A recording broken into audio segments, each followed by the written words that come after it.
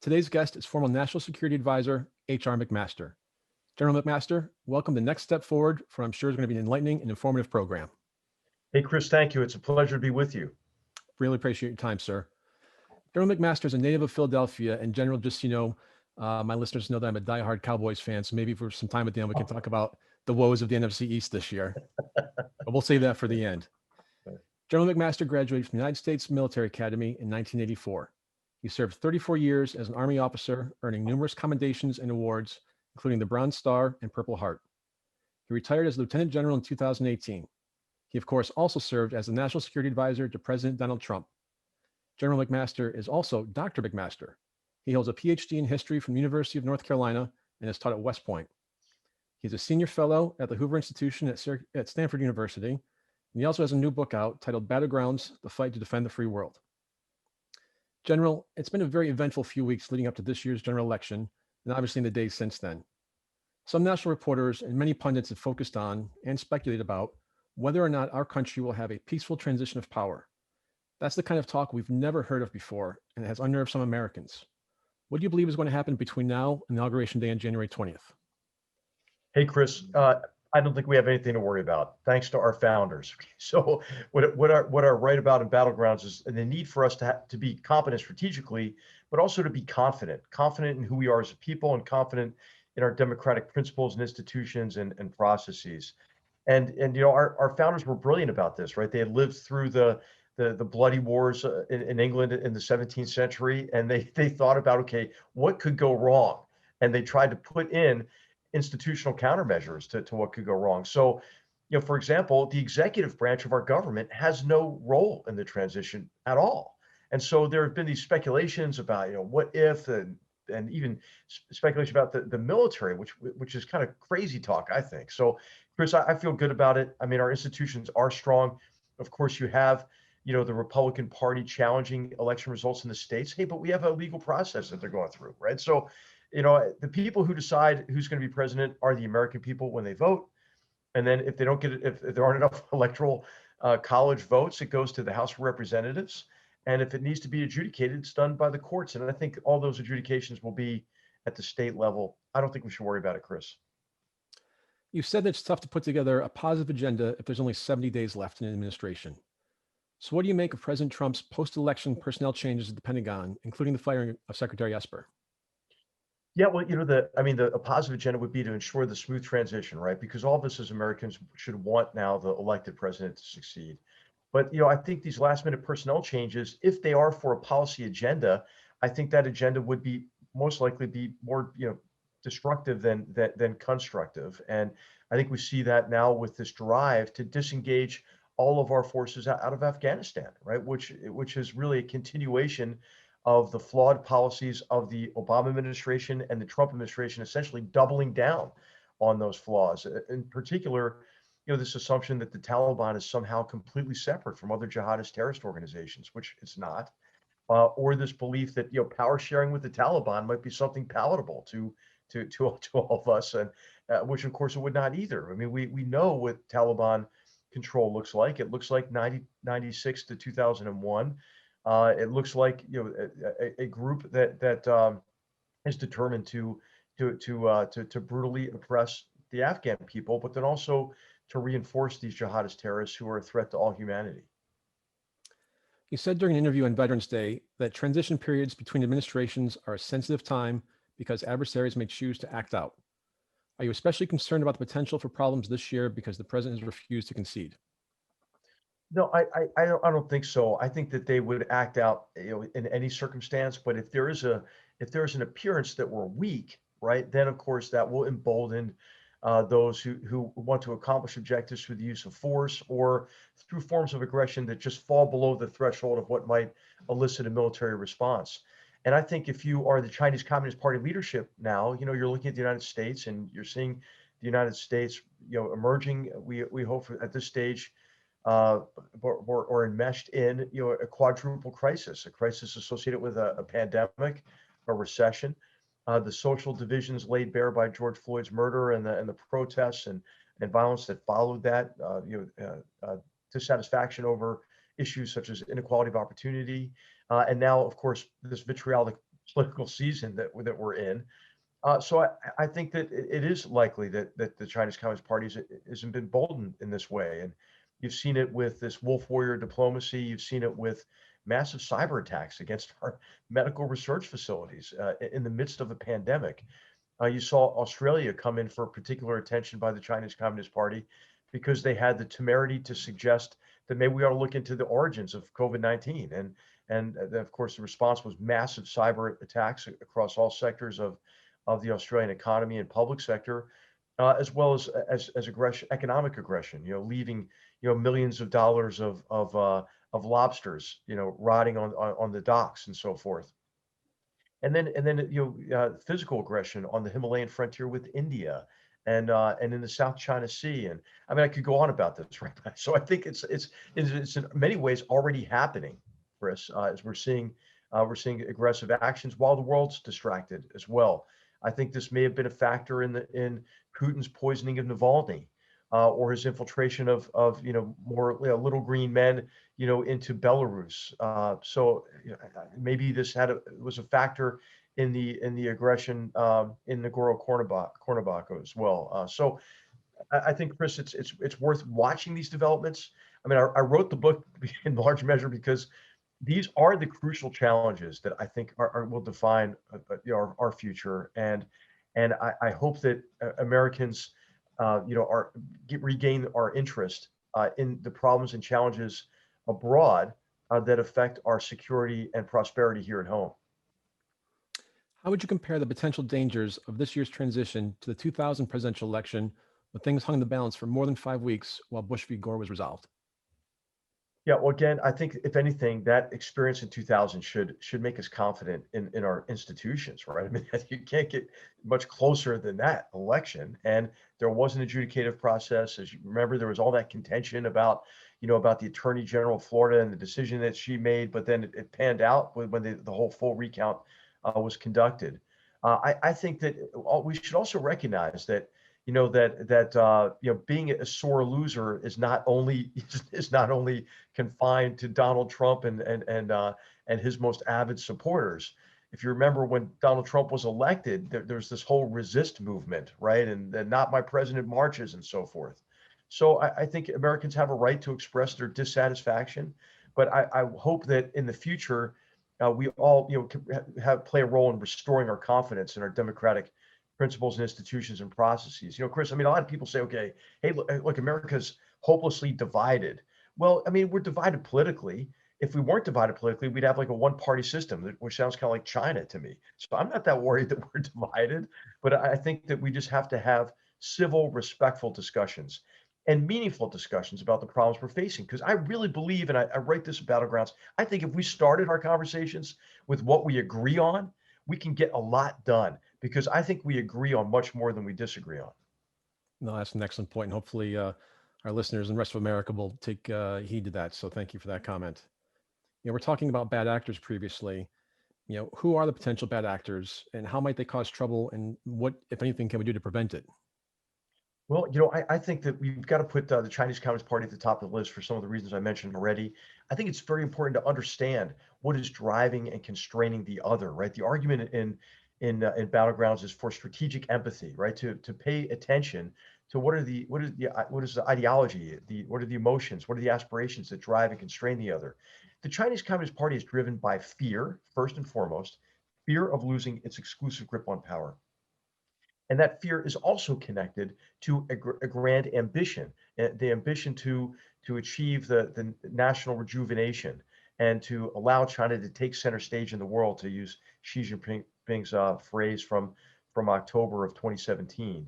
And I think that what China wants to do, and what they are actually doing with a very sophisticated and pernicious strategy, is to create exclusionary areas of primacy across the Indo-Pacific region, and to develop servile relationships with countries in the region that allow China to predominate and to export its authoritarian mercantilist model, and then also to challenge the United States globally.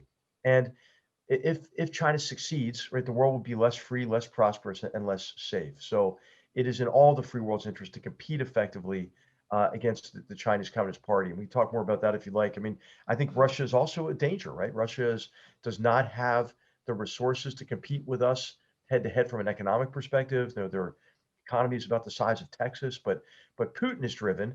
He's driven also by a fear of losing control himself, and also his drive to restore Russia to national greatness. And knowing that he doesn't have the resources to compete head to head, his theory of victory is to drag us all down under the theory that he can be so to speak, the last man standing, right, in Europe. And what he's doing is waging a campaign of disruption, disinformation, and denial. And in particular, he's using this sustained campaign of political subversion that employs cyber-enabled information warfare to polarize our societies and to pit us against each other, to shake our confidence in who we are as a people, and to shake our confidence in our democratic principles and institutions and processes. This campaign is aimed at Europe and the United States primarily, and he wants to divide us on issues around which we're already divided, issues of race, issues of policy issues like immigration and gun control, and so I think we ought to not let Putin do that. I write a lot in the book about what we can do to protect ourselves against that. But Chris, I think we also have to worry about these transnational threats associated with jihadist terrorist organizations in particular. In many ways, these groups, these jihadist terrorist organizations, are stronger than they were on September 10th, 2001. And the reason for that is that they're orders of magnitude larger. The Mujahideen alumni of the resistance to Soviet occupation of Afghanistan in the 80s, those are the people who committed the most devastating terrorist attack in history on September 11th, 2001. But these groups of the Al Qaeda alumni, the ISIS alumni, the Lashkar-e-Taiba alumni, they're orders of magnitude larger than that Mujahideen era alumni. And then also they're trying to get their hands on the most destructive weapons on earth. So I think we have to remain engaged on jihadist terrorism. And then of course we have the hostile states of North Korea and Iran. And we have these other threats that have to do with environment and energy security and climate change and food and water security. So I write about each of these in the book, and Chris, there was a lot we can do to improve our strategic competence, to build a better future for generations to come by overcoming these challenges. You mentioned Iran. We've had obviously a particularly dicey relationship with that country, especially since our January airstrike that killed their top commander, General Soleimani. You said that the nuclear agreement the Obama administration signed with Iran, and the same one that President Trump withdrew from, was a political disaster masquerading as a diplomatic triumph. How should we deal with Iran? Well, I think when we deal with Iran, again, to apply strategic empathy, we have to recognize what is the ideology that really drives the Iranian leadership. First of all, who are the real Iranian leaders? Well, it's the supreme leader. This is Ayatollah Khamenei, and it is the Guardian Council and the Islamic Revolutionary Guard's Gore. What the Iranians often do is they put forward a shop window for the regime of their foreign minister or their president, but they're not the ones who are in real power, and they're not the ones who are continuing this 4-decade-long proxy war against the great Satan, the United States, the little Satan, Israel, the Arab monarchies, and an effort to establish Iran in a position of power across the Middle East. The first step to do that, they believe, is to drive us out of the Middle East. The second step to do that is to place a proxy army on the border of Israel, a country that they have already vowed to destroy. So I believe it's our interest to recognize what Iran is trying to do and to work together with like-minded nations to ensure that the regime is unable to accomplish those objectives. In the meantime, I think we ought to do everything we can to encourage the Iranian government to shift its fundamental nature, to shift from its stance of permanent hostility toward us, and to behave like a responsible nation.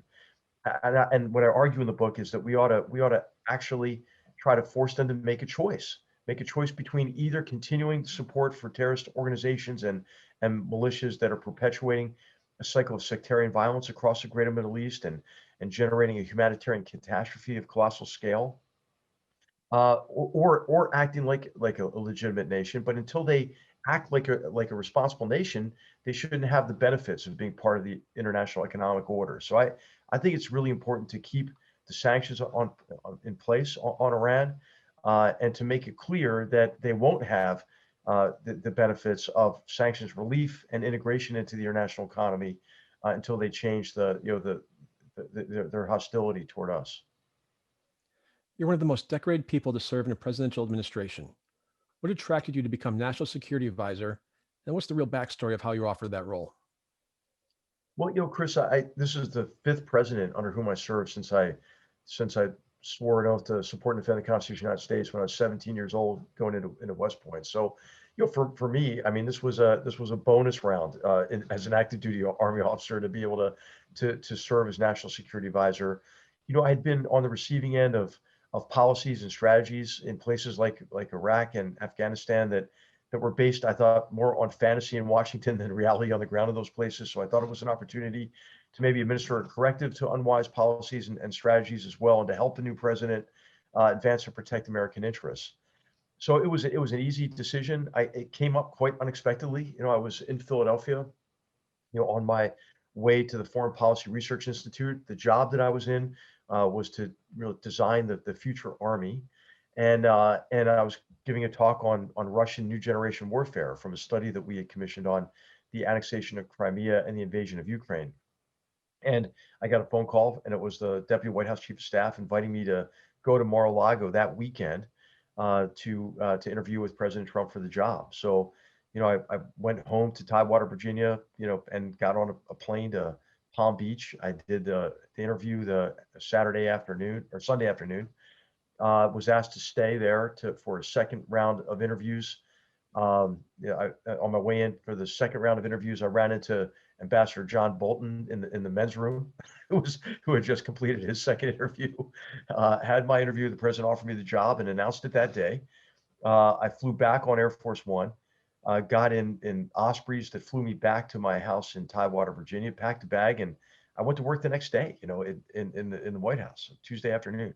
So I was hired Monday, went to work Tuesday afternoon. Didn't even live in Washington at the time, so obviously not a whole lot of time to prep, Chris.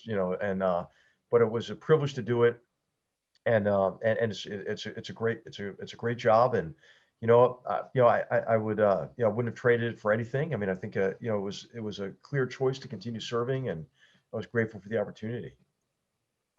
Our listeners are always interested in advice about how to be more effective and successful in their lives. One challenge for everyone is to strike that right work-personal life balance. You've had the challenge of balancing massive responsibilities as an Army general and an unbelievably demanding White House role and personal life. How do you make it all work?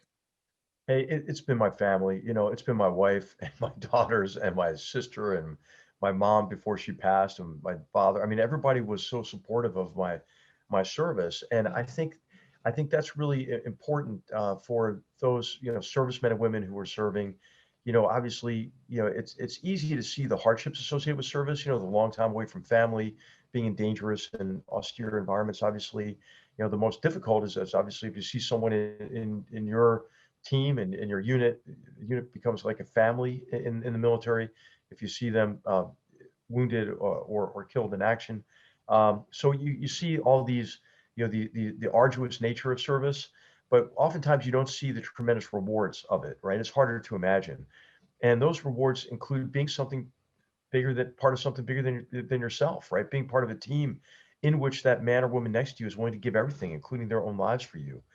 Knowing that you can make a real difference in people's lives by, fighting these jihadist terrorist organizations or groups like the Taliban who would want to brutally repress people, protecting our own nation and our own security. I mean, so there's so many rewards, but if you don't have a support structure to help you do it, it's very difficult. And so I'm extremely grateful for my family's support, because it's their support that allowed me to serve really for 34 years.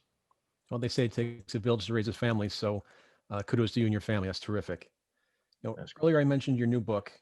In it, you lay out a lengthy indictment of flawed policies and strategies that you've observed over the years working as a soldier, commander, and scholar. Can you share some of those examples with our listeners? Yeah, so I wrote a book on Vietnam called Dereliction of Duty: How and Why Vietnam Became an American War, and I identified in that book some pitfalls that led to an unwise strategy and a war that costly lost war in Vietnam. One of those was that it was a failure. One of those failures was to to not spend enough time thinking about the nature of the problem in Vietnam, and rushing right to action. Right, just get the first covert raids off, just get the first bombing runs off. Just deploy the first troops, and so I determined, that we would try to administer a corrective to that. When I got to the National Security uh, Council and to the White House, and then a second flaw in this period was that Lyndon Johnson really wasn't basing his decisions on the situation in Vietnam. He was basing his decisions on his domestic political considerations. So I also tried to not only put in place a deliberate effort to frame these complex challenges we're facing, but also to insulate the process from domestic political considerations, knowing that there will be those who have a voice in that later.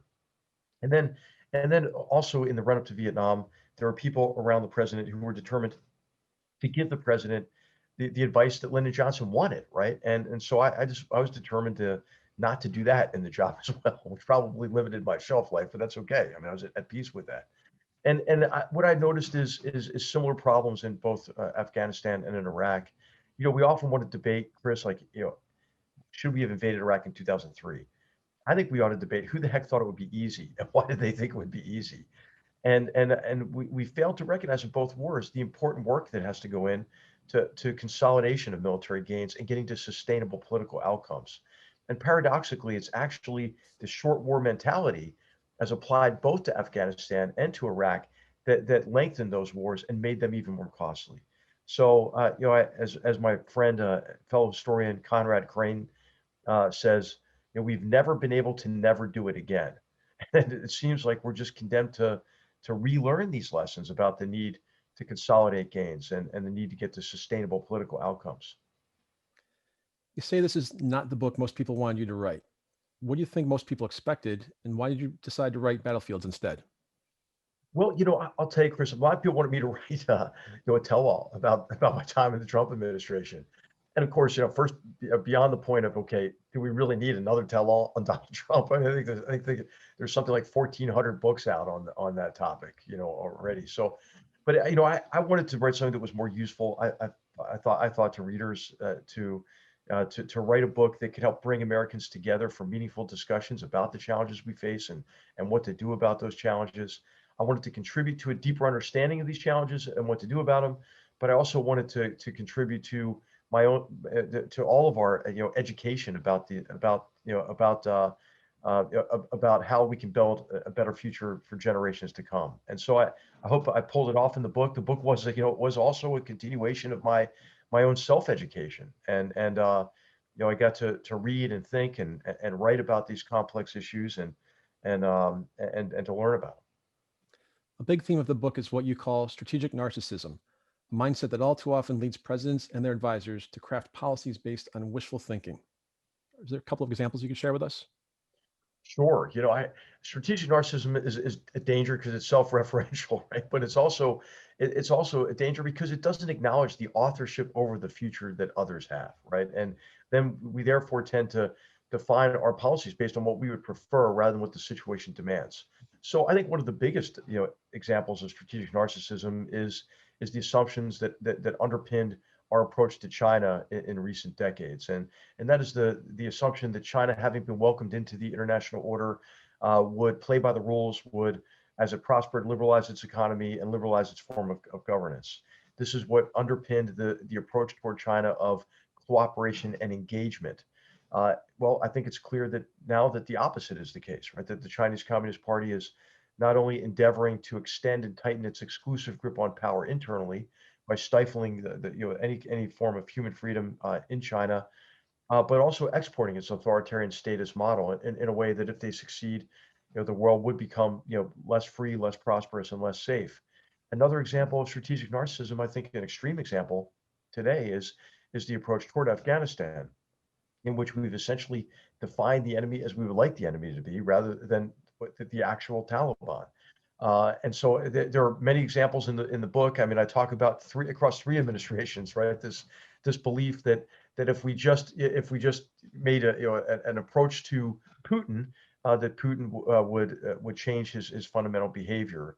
Again, based on assumptions as that you know that he would essentially be like us, and he would be driven by the same sort of calculation of interests that we have, and again, undervaluing the degree to which emotion and ideology drive and constrain him. General, going back to your book, mentions the competitions the U.S. faces with Russia and China. What should we expect from our relationship with each of those countries over the next 5 or 10 years? Yeah. Well, I think it's going to be competition, and I think that's the way to think about it. And that doesn't mean the competition has to lead to confrontation. I think exactly the opposite was the case. This strategy of cooperation and engagement, for example, with China, I think had actually emboldened China in the South China Sea and elsewhere. And I think the elements of that competition ought to be a bit introspective as well, right? To make ourselves better. So in the chapter on what to do about the threat from the Chinese Communist Party, the title of that chapter is turning weakness into strength, right? Let's turn what the Chinese Communist Party views as our weaknesses, or what would be weaknesses inside of their country, as our greatest strength. And so what is that? Well, it's the fact that we have a say in how we're governed. I think it's very encouraging that record numbers of Americans voted in this election, for example. That I think that bodes well for our democratic process. We ought to strengthen that and then help other nations that want to have a form of representative governance, because that's the greatest check toward authoritarianism. It is, by the way, why the Chinese Communist Party is so obsessed with Taiwan, because Taiwan is a shining example of a successful democracy and demonstrates to the world that, hey, the Chinese people are not culturally predisposed for not wanting a say in how they're governed, right? So I think that our democratic processes, rule of law, the party, Chinese Communist Party fears rule of law because they can't just toss people in jail for 18 years if they criticize Xi Jinping, or they can't put 1.5 million people in concentration camps, right, as they have in Xinjiang. So we ought to help strengthen rule of law inside of our own country, but then also help others abroad who want to live under rule of law and to guarantee the rights of their citizens. Freedom of speech and freedom of the press, right? That's something the Chinese Communist Party doesn't want. And so I think it's important for us to maybe improve our access to authoritative sources of information, to make sure that the social media and the pseudo media don't drive us apart in large measure with disinformation and conspiracy theories and so forth. So, and that our mainstream press maybe reestablishes some of their professional standards, right? I think, in some ways, our many journalists, I mean, they hated Donald Trump so much that they couldn't help themselves, and I think their own profession was drugged down a little bit. So I think that's one way to think about the competition, is making ourselves stronger, turning what our adversaries perceive as our weakness into our strengths. And on Russia, I think really we have to pull the curtain back on this campaign of cyber-enabled information warfare. We have to make ourselves again less vulnerable to it. Chris, your show is an example of the importance of education, right? I think educating ourselves about the challenges we face will make us less vulnerable to disinformation as well. So I think that that there are ways that we have to defend ourselves, certainly, right? I mean, China should no longer be able to really conduct unrestricted cyber-enabled espionage against us, industrial espionage against us. We have to defend against that, for example. But we also ought to just make ourselves more competitive. You're talking about competition with Russia and China, talk about the cybersecurity. Did the interference from Russia in the 2016 election really expose those holes in U.S. cybersecurity? And is this now the new arms race in terms of cyberspace and cybersecurity? And is it bigger than we realized? Yeah, it's much bigger than most people realize. I mean, I think we've realized it for a couple decades now, right? There have been a number of aggressive actions in cyberspace against us, but again against other countries. It's been growing. I mean, I think all the way back to 2007, Iran attacked our financial sector. So you have to think about the range of threats, right? So it's attacks against infrastructure. This could be power, financial, which I mentioned. It could be transportation infrastructure, communications, right? So we have to defend our infrastructure against offensive cyber attacks. The other form that we have to worry about, though, is cyber crime, right? Cyber crime associated with ransomware. North Korea is probably the biggest leader in state-sponsored cyber criminal activities, because it's a big source of revenue for them as well. Then we also have to worry about industrial espionage, cyber-enabled industrial espionage. This is where probably China has the lead. And if anybody's interested, if you read the December 2018 Department of Justice indictments against APT-10, which is the Advanced Persistent Threat 10, the hacking entity in China, it's worth reading that. It's all open source and it's a great education about what they're doing. Or you can read Battlegrounds too. I summarize it there. and then finally, we also have to worry about this cyber-enabled information warfare. So in 2016, we saw vulnerabilities mainly in the area of cyber-enabled information warfare against us. I believe, having looked at this pretty closely, that I don't think Russia care I don't think they care who wins American elections. I think what they really want to do is make sure that the maximum number of Americans doubt the legitimacy of the result, right? They want to reduce our confidence again in our democratic process. And we were very vulnerable to it because we, first of all, we had not done everything we could to protect systems. And you saw this with the DNC hack, right? I think they actually used the password to get into it, right? So it wasn't like hard to get in there. So we didn't have cyber defensive mechanisms in place. And then also we didn't have offensive cyber as part of our good defense. And so I'm kind of proud of what we did in the government in 2017 and into 2018 to secure the 2018 election, and then to continue to make improvements for the 2020 election. So Americans should have, extreme confidence in the sanctity of our electoral process. There's a new organization called the Cyber Infrastructure Security Organization that's doing a great job, by the way, and working with all the states, for example, to protect all these unique election processes that we have at the state level. That's actually, I think, a source of strength for us. I mean, it's pretty much impossible to go at, for an adversary to hack into 54 different systems, right? So anyway, I mean, the short answer to your question is, I think we're much better off, Chris. 2016 was an eye opener, but this is a continuous fight. One of the reasons we could tell it was Russian bot and troll traffic is because the peak time was during business hours in Moscow. Well, they learned that lesson, and they're offshoring a lot of it, and they're just coming in at different hours, right? So it's a continuous interaction between our cyber warriors, and our cyber adversaries. What are the most pressing national security concerns internally as well as externally for the United States today? I guess what keeps H.R. McMaster up at night? Well, there are a number of concerns that ought to, I think, that warrant our attention, right? But overall, I'm confident. Like I don't. It doesn't keep me up at night, Chris, because I think that America has tremendous competitive advantages, and this is what I write about in the conclusion of the book. I guess what's most disappointing to me, maybe of greatest concern lately, are these divisions in our society, and of course, political divisions are fine. But what I worry about these days, Chris, is what I see as kind of a destructive interaction between extremes, maybe extremes of maybe identity politics and bigotry and racism, and how this is creating these centripetal forces that are pulling us apart from each other. And I think it's important for us to practice strategic empathy abroad, but it's also very important for us to empathize with one another as Americans. And I think that we ought to all, especially in the midst of this pandemic and all the challenges we're facing, create venues like yours, like this show, where you can have long, full, respectful discussions of the challenges we're facing. We ought to try to do that in our communities, in our schools, and demand more from our political leaders.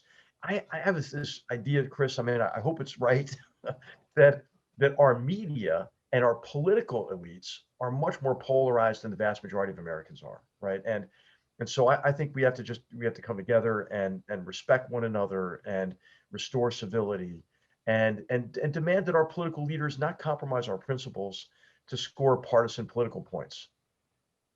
Yeah, I agree. And to that point about the civil divide, if you will, I look at America as really a bell curve in terms of your political beliefs, with 50% on the left, 50% on the right. But for the most part, we agree on most things. But it's always that 5 or 10% on the tails of that bell curve that seem to have the loudest voices and make the most noise. And so, totally agree with that point. And I guess as a follow-up to that, how does America get over partisan politics discourse and come together as a country so we can be a better America for future generations? I've got 3 kids. I want to leave this place better than it was for me. and so on. Well, okay, maybe predictably, as a historian, I'll say the study of history can help us, right?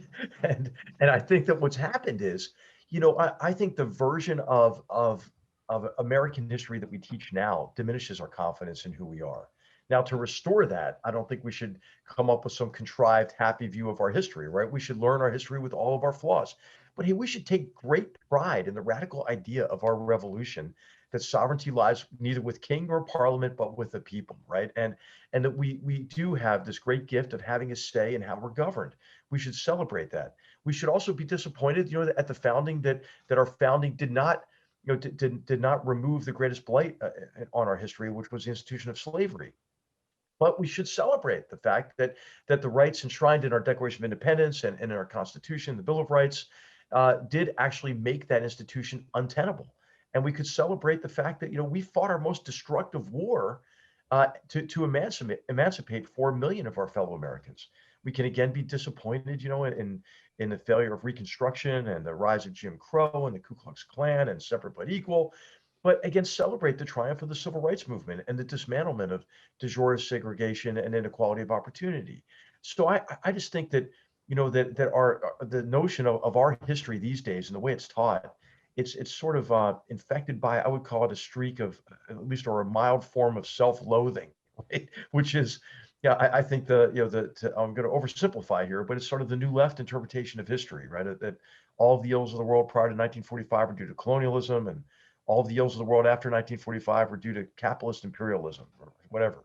So I just think that a better understanding of history, and then I think that students, right, from elementary school even, but certainly in secondary education and in academia, should reject being fed any kind of an orthodoxy, right? And we should ensure that our academic departments in our universities don't conform to an orthodoxy that provide a wide range of perspectives and scholarship so that students can make their own judgments.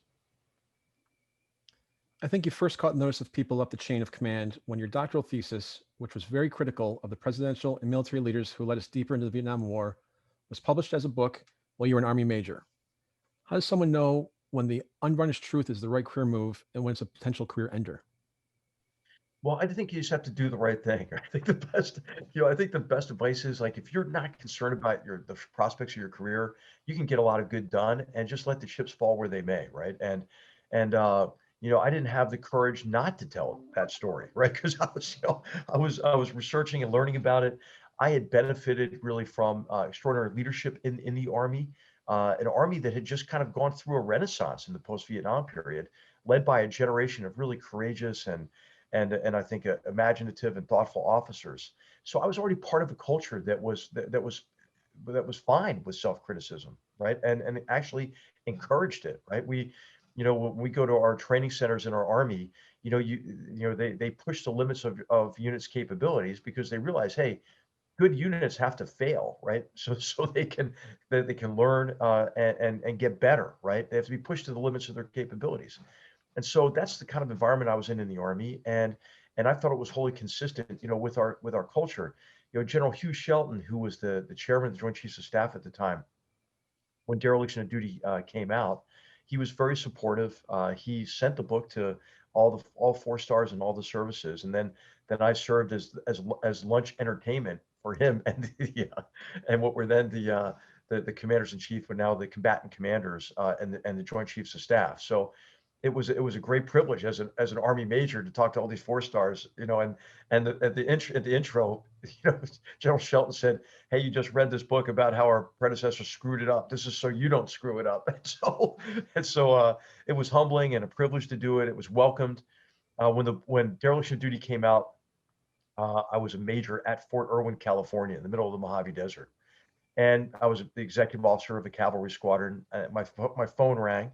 And I picked it up, and it was Colonel David Petraeus, who was the executive officer for General Shelton.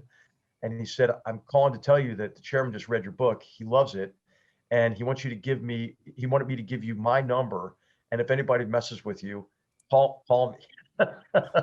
So I had top cover, so to speak, I guess, Chris, and And anyway, I was very grateful for the way the book was received, across the military services in particular. You've noted that there are lessons from war and warfare that apply to the business world. That's of particular interest to many listeners as they strive for greater self empowerment and improvement. One of those lessons is the importance of understanding the difference between the nature of war and the character of warfare. What do you mean by that?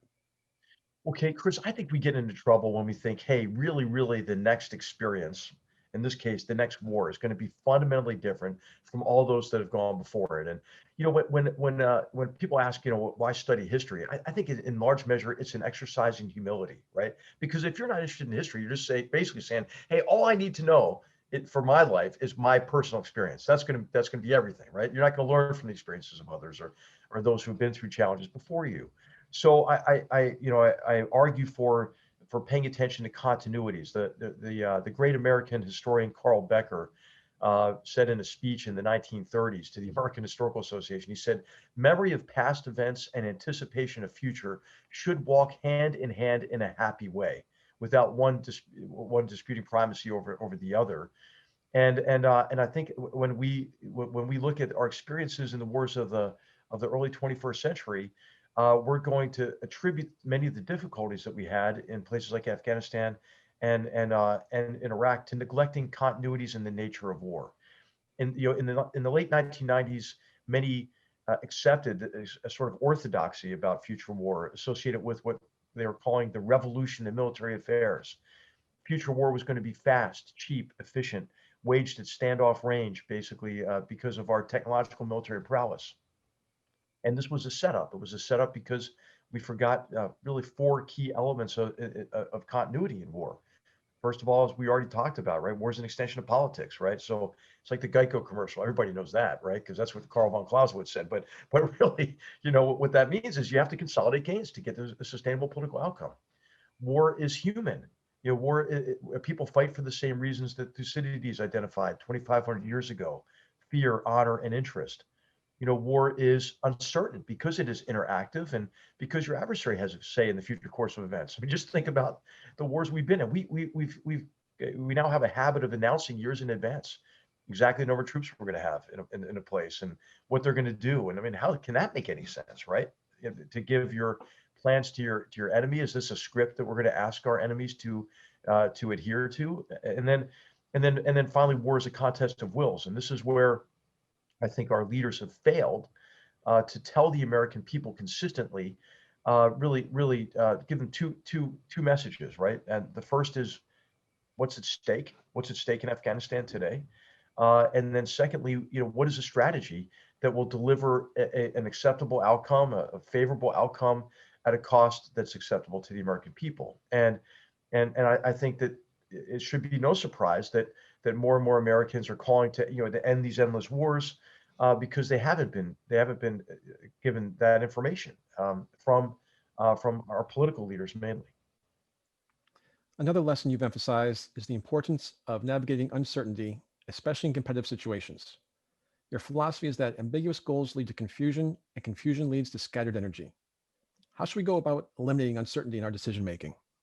Yeah.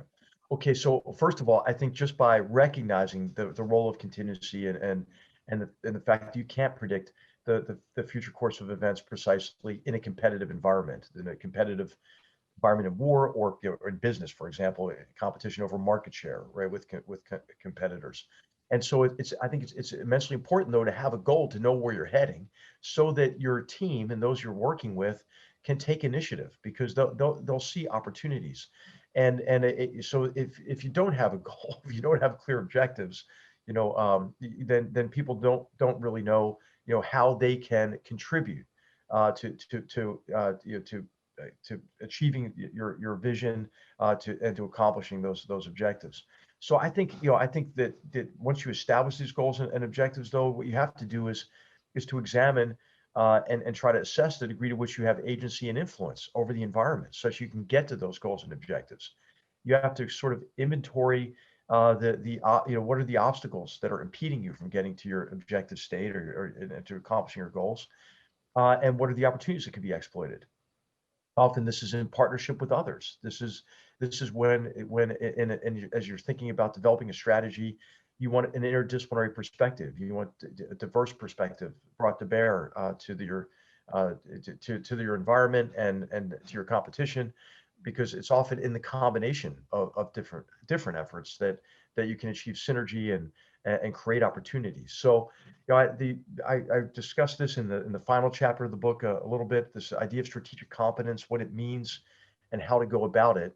And I think it does apply to business as well as to foreign policy and national security strategy. You've been on Time's list of 100 most influential people and hailed as the architect of the future U.S. Army. What are you most proud of in your military career? Well, I'm most proud of assignments in which I was able to be a part of a team, to be able to build teams and lead teams that demonstrated tremendous courage and effectiveness in combat. Right. So I think that command is always special, right? Because you are part of a team that takes on the qualities of a family, and then to be able to build and lead a team where the stakes are so high, I think is a tremendous privilege. Right? So I think command assignments are those that I cherish the most, and have the fondest memories of. And I think that what I miss the most is that kind of comradeship, that you have inside of a military unit, a military family. You're currently a senior fellow at the Hoover Institution. Have you ever given any thought to run for political office? What do you see ahead for you? No, Chris, I haven't. I think what I want to try to do is make a contribution here. I guess predictably, as a military officer, I made a mission statement for myself when I retired. And that mission statement was to contribute to a deeper understanding of the greatest challenges we face, as a way to to help build a better future for generations to come, and in so doing, to try to bring Americans back together, to reverse the polarization we've seen in our society. Obviously, the Hoover Institution and Stanford is a great place to be able to do that. I write in the last few paragraphs of Battlegrounds how I could imagine writing a book like this anywhere else. Right? I was able to interact with tremendous colleagues here at Hoover, but also at the Hudson Institute and the Foundation for Defense and Democracy, as well as a fellowship I was doing at the University of Pennsylvania. I mean, I'm not the expert on any of these topics, right? But I know some of the experts, and so my colleagues helped me critique early drafts and work on it. And then I had these amazing students I get to work with at Stanford, research assistants who helped develop evidence sheets, we call them, that were relevant to the chapter outlines. And then as I drafted, I was sending out to the students who helped me write, I think, for a general readership, and I was able to get the younger generation's reaction to the early drafts. That's really the readership I would like to reach. I mean, I hope that young Americans, young people across the free world, read this and regard it as a bit of a primer for the challenges that we have to face together. Well, we're running out of time here, General, so maybe we'll have you back on next time to discuss the woes of the NFC East. But General McMaster, thanks so much for being with us today. And thank you to our listeners. Thank you, sir. And thanks to our listeners for tuning in to Next Steps Forward. I'm Chris Meek. Be sure to tell your friends and family we'll be back next Tuesday, same time, same place, with another leader from the world of business, politics, sports, or entertainment. Until then, stay safe and keep taking your next steps forward.